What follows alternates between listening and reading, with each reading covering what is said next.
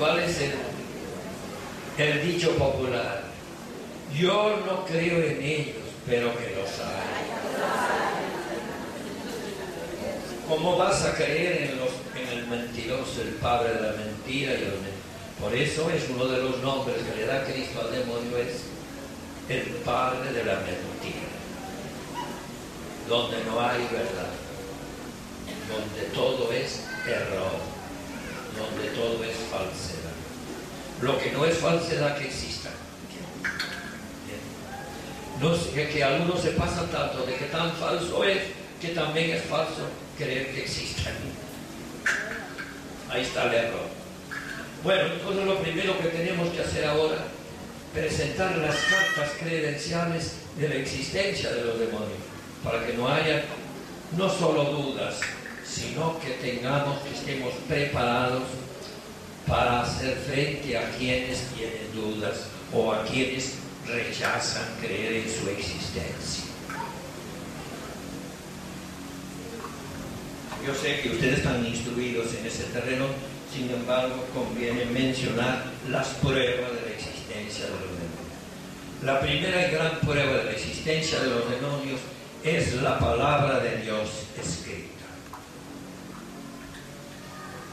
Como la palabra de Dios ya es de Dios y está discernida, solo necesita ser correctamente interpretada, y la palabra de Dios sostiene la existencia, la presupone generalmente en todas sus manifestaciones, desde el libro del Génesis hasta el Apocalipsis.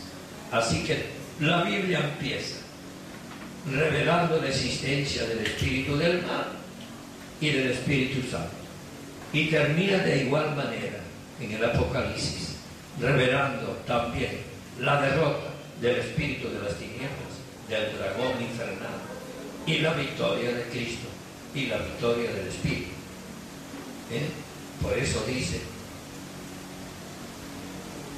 el Espíritu, y ¿cómo termina la Biblia?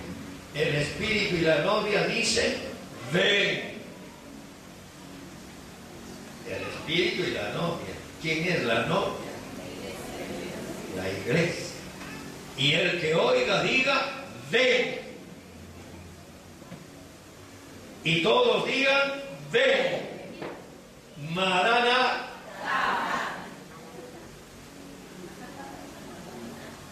Y así termina la Biblia. ¿Y qué responde Cristo? Es importante ver la respuesta a ese ven. Ven, ven. El espíritu y la novia.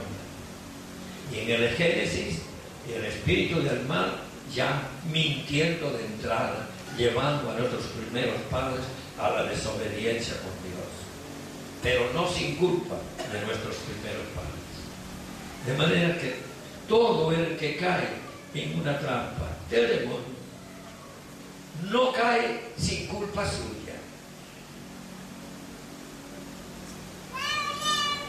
Por lo tanto, eso de también echarle la culpa al demonio, culpa.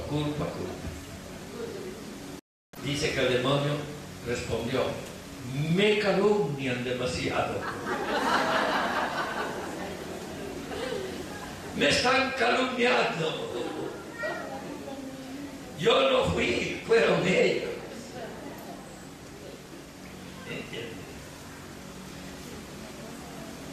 Sin embargo,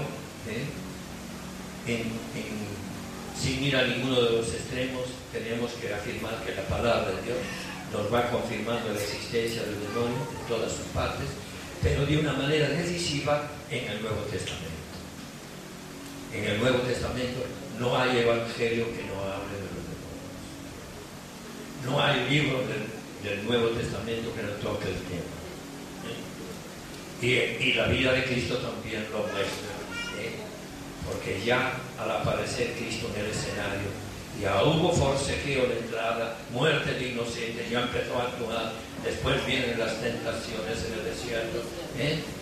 Por más que se le dé revoltijo y se le quiera dar una interpretación parabólica, una interpretación rebuscada, la cuestión es que es revelación que Cristo padeció la tentación del espíritu del mal y venció las tentaciones con la misma palabra de Dios con que fue tentado, pero bien interpretada. Las tentaciones de Cristo son proposiciones diabólicas con la palabra de Dios falazmente interpretada. Y Cristo vence cada una de las tentaciones con la palabra de Dios correctamente interpretada. Escrito está, escrito está.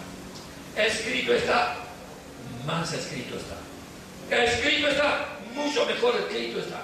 Y así viene la victoria sobre las tentaciones.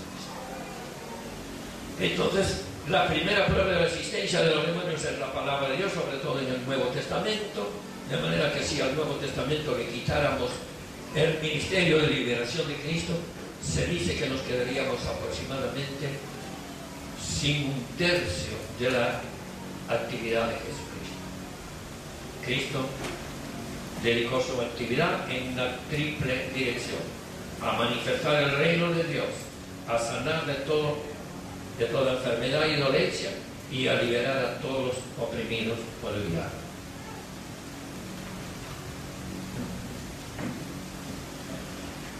La segunda prueba de resistencia, ya que yo le doy esto en forma muy sintética, pero citas bíblicas para quedárselas. Si quieren se las doy, yo tengo aquí un montón de citas bíblicas. No creo que sea necesario para el nivel de preparación que tienen ustedes. En tal caso, le doy algunas, sobre todo de los evangelios. Lucas 9, 1, 2.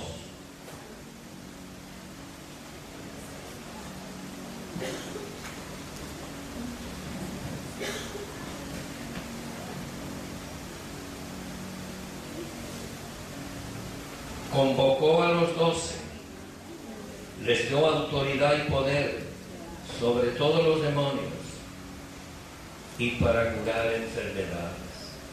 Los envió a proclamar el reino de Dios y a liberar y a sanar con autoridad y poder.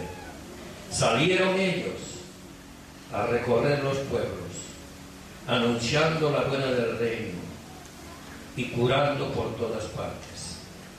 Mateo 4, 23, 24. Mateo 10, 1.7 igualmente. Curar toda enfermedad y dolencia, así que la sanación y la liberación van corribles. Marcos 3, 13, 15. Llamó a los que él quiso, instituyó a 12 para que estuvieran con él y para enviarlos a anunciar el reino de Dios, sanar de toda de la dolencia y expulsar demonios.